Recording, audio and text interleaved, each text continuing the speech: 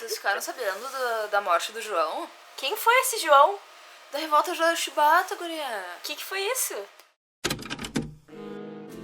Sim, ó, os marinheiros lá no Rio, em 1910, por aí, eram super maltratados. Tipo, chicoteavam eles, a comida que davam pra eles era péssima. E, tipo, eles recebiam tabefes por qualquer coisa, sabe, dos capitães deles, que era branco, né? E até que um deles recebeu um castigo de 250 chibatadas, você acredita nisso? Por ter levado álcool pro barco. E aí os caras ficaram assim, a pé da vida. E o João foi um dos líderes da revolta, assim. E aí os caras se revoltaram contra os capitães, contra o governo. E fizeram com que os canhões do navio ficassem virados pra cidade do Rio. Falando em navio, Edith, teu irmão não tinha ido pra Inglaterra? Sim, guria, meu irmão realmente foi pra Inglaterra. E pra começar falando disso, tem que falar primeiramente sobre a questão da marinha, né, do Brasil, como é que ela era. Porque na época ela era chamada de armada. E essa armada, né, essa marinha brasileira, ela era ligada à elite e à monarquia. Então tinha esse forte laço. Mas em 1910 se inicia um grande processo de reformulação da marinha brasileira. E o Brasil, ele compra da Inglaterra grandes encouraçados, os chamados dogmas, né, os dragões do mar. E dentre eles havia um navio que viria a se chamar, se eu não me engano, Minas Gerais, e um encouraçado Bahia também. Então os marinheiros, né, tanto os oficiais brancos como os marinheiros negros, foram mandados para a Inglaterra para aprender a manejar aqueles navios. E lá eles perceberam que o tratamento dado aos marinheiros era muito diferente do tratamento dado aqui no Brasil, que era um claro resquício da escravidão. O meu irmão me contou que lá no porto, os marinheiros recebiam até, tomavam rum, tudo. Então era uma vida muito melhor mesmo. Claro que também havia punições para os marinheiros ingleses, mas não um castigo corporal como aqui no Brasil. E lembro-me que também quando esses navios chegaram no Brasil, com grandes estradalhaços, em abril de 1910, todo o povo do Rio de Janeiro correu para o porto, e que estava ainda sendo, inclusive, construído para ver aquelas grandes potências flutuantes que eram os encouraçados Bahia e Minas Gerais, e também tinha o São Paulo. E esses navios, eles tinham 84 canhões nas suas torres giratórias, então eram realmente grandes potências.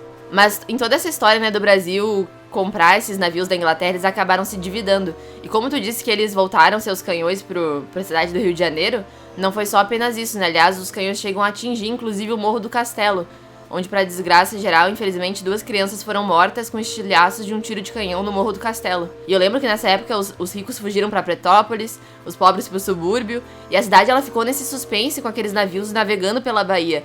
Isso é uma coisa, inclusive, extraordinária, né? Porque um comandante francês estava a bordo de um navio chamado Dugway. Esse comandante, ele viu as manobras do navio e disse que esses marinheiros eram os melhores marinheiros do mundo. E até também tinha um repórter da New York Times, na época, que ele também viu os marinheiros, inclusive o João Cândido, manejando os navios e ficou impressionado de como eles eram excelentes marinheiros. Ele disse que nunca tinha visto algo como aquilo era realmente fazendo uma evolução na náutica. Então é impressionante realmente essa história. Então, guria, o Brasil ficou com medo de se endividar ainda mais com a Inglaterra perdendo seus navios. Então eles aceitaram as medidas impostas pelos marinheiros. Então, realmente, o Palácio do Cadete não tem escolha, porque atacar e afundar aqueles navios estava fora de cogitação, já que os navios eram realmente novinhos em folha, e afundar eles significaria queimar uma fortuna em dinheiro público. Sim, guri, eu tenho uma cópia da carta aqui comigo. Eu vou ler pra nós, então, ó. Diz assim: Ilustríssimo e excelentíssimo Senhor Presidente da República Brasileira, cumpre-nos comunicar a Vossa Excelência, como chefe da nação brasileira, nós, marinheiros, cidadãos brasileiros e republicanos, não podendo mais suportar a escravidão na marinha brasileira, a falta de proteção que a pátria nos dá, e até então não nos chegou, rompemos o negro véu que nos cobria os olhos do patriótico e enganado povo. Achando-se todos os navios em nosso poder, tendo a seu bordo prisioneiros todos os oficiais, os quais têm sido os causadores da marinha brasileira não ser grandiosa, porque durante 20 anos de república ainda não foi bastante para tratarmos como cidadãos fardados em defesa da pátria. Mandamos esta honrada mensagem para que Vossa Excelência faça os marinheiros brasileiros possuírem os direitos sagrados que as leis da República nos facilita, acabando com a desordem e nos dando outros gozos que veio engrandecer a marinha brasileira, bem assim como retirar os oficiais incompetentes e indignos de servir a nação brasileira, reformar o código imoral e vergonhoso que nos rege, a fim de que desapareça a chibata, o bolo e outros castigos semelhantes, aumentar o soldo pelos últimos planos do ilustre senador José Carlos de Carvalho, educar os marinheiros que não têm competência para vestir a orgulhosa farda, mandar pôr em vigor a tabela de serviço diário que a acompanha. Tem Vossa Excelência o prazo de 12 horas para mandar-nos a resposta satisfatória, sob pena de ver a pátria aniquilada. Bordo do encouraçado São Paulo, em 22 de novembro de 1910. Pesada essa carta, né, gente? E como ela tinha comentado, realmente, eles tiveram então que aderir aos termos que eles pediram, né, reivindicando a liberdade deles, o direito, pela vida mesmo, né?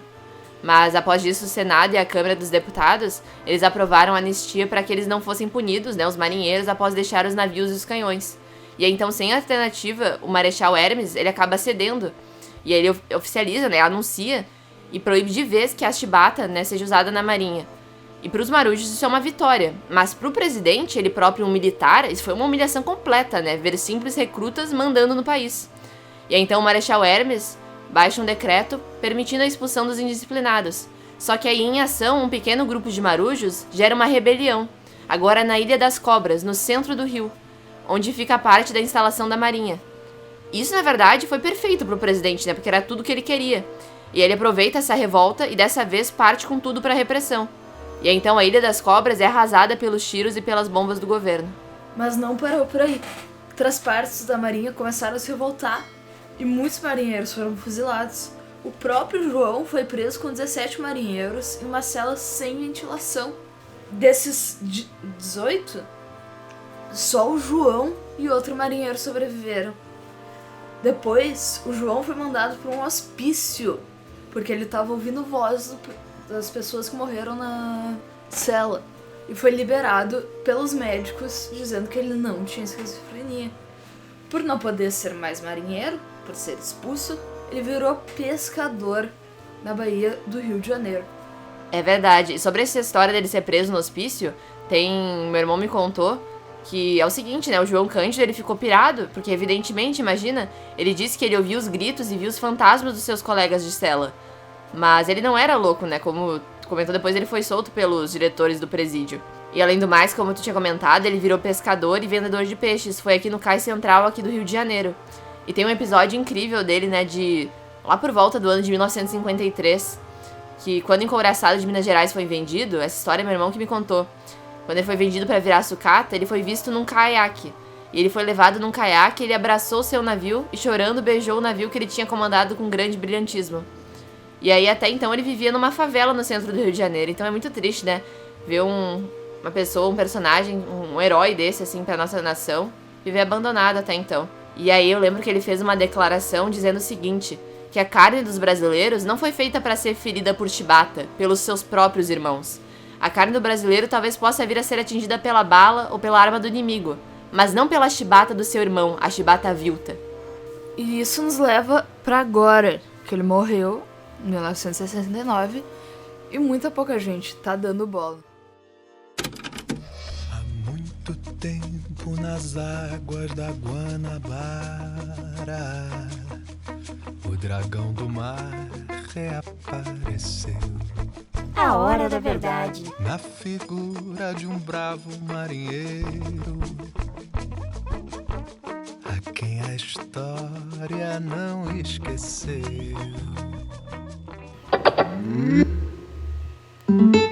Bem-vindos para mais um bloco do nosso podcast Hora da Verdade. Estamos aqui com a especialista em revoltas, Giovana. Gi, nos conte o que a revolta da chibata tem a ver com o nosso Brasilzão. Oi pessoal, é um prazer estar aqui. Bom, então para relacionar, falar uma crítica social, né, sobre toda essa história, eu primeiro gostaria de começar relacionando com a música que a gente ouviu agora um trecho, né, na transição aí do início do nosso podcast, que essa música chama-se O Mestre Sala dos Mares, composta em 1970, numa época em que o Brasil ainda enfrentava o regime militar. E a letra da canção, que lembra a revolta da chibata, que em homenagem ao líder João Cândido, ela foi censurada com a alteração de vários termos durante a ditadura militar. E até uma das coisas que foi alterada é a menção, né, seu apelido Almirante Negro foi substituído, por exemplo, por Navegante Negro, pra gente ver como que é esse nosso país, né. E no fim da música tem um seguinte verso, que eu acho muito interessante e eu gostaria de compartilhar aqui com todos, que diz assim, ó: Salve o navegante negro, que tem por monumento as pedras pisadas do cais. Então, mesmo tendo uma figura heróica como essa, que lutava pela justiça, até 2008 não se havia nenhum monumento realmente para esse almirante negro. Entretanto, hoje em dia, infelizmente, em um ponto de pouco acesso, né, escondido atrás de uma estação de VLT, sem destaque ou placa de identificação, tem uma peça de bronze em homenagem a João Cândido, que fica instalada na Praça 15, que aliás é a mesma praça na qual ele vendeu peixe nos anos finais de sua vida, no centro do Rio de Janeiro. E antes de 2008, o monumento esteve no Museu do Catete, também sem protagonismo. E é válido destacar, né, que enquanto estátuas de escravocratas e estupradores, o Brasil faz questão de deixar nos grandes centros da cidade. Mas, felizmente, pelo menos pretende-se realizar uma mudança de local em relação ao monumento do Almirante Negro. A Prefeitura do Rio de Janeiro pretende corrigir a injustiça e dar um merecido destaque para esse monumento. A decisão é uma iniciativa em conjunto com a Coordenação da Promoção de Igualdade Racial. E sobre a pergunta, então, que vocês me fizeram referente, né, relacionar isso com o contexto do nosso Brasil atual, eu acredito que, embora essa revolta ainda seja estudada no colégio e, eventualmente, talvez até caia no Enem, né, esse é um episódio que a gente tem que, independentemente, sempre ir atrás de conhecer mais a respeito. Porque, o seguinte, né, o nosso país ainda é esse país vil, esse país sórdido, ímpio e racista. E o único jeito de construirmos um futuro melhor e mais justos para todos nós é através de nós olharmos para o nosso passado e aprendermos com a nossa própria história. E uma coisa que eu acho que é importante a gente destacar aqui também é a gente perceber que esses marinheiros negros, quando foram para a Inglaterra e viram o tratamento que tinham lá, é que perceberam quanto eles eram maltratados aqui no Brasil, né? É isso que, como diz a carta do João Cândido, retirou o negro véu que lhe cobria os olhos. E sobre esse negro véu é que eu quero comentar a respeito, porque o quanto nós também não cobrimos os nossos olhos com um véu pro racismo de vez em quando, né? Quando a gente não vê uma situação e acha que é um mimimi e que não é bem assim, e a gente encoberta muitos casos de racismo estrutural do nosso país. Muito obrigada, Giovana, com essas lindas palavras sobre a revolta da Chibata. E agora a gente vai deixar vocês com uma palavrinha do nosso João Cândido. Reconhecendo que esse anseio de libertação permanece em todos os homens e que sempre que há uma condição de humilhação, de escravidão, deve haver um protesto. A hora da verdade.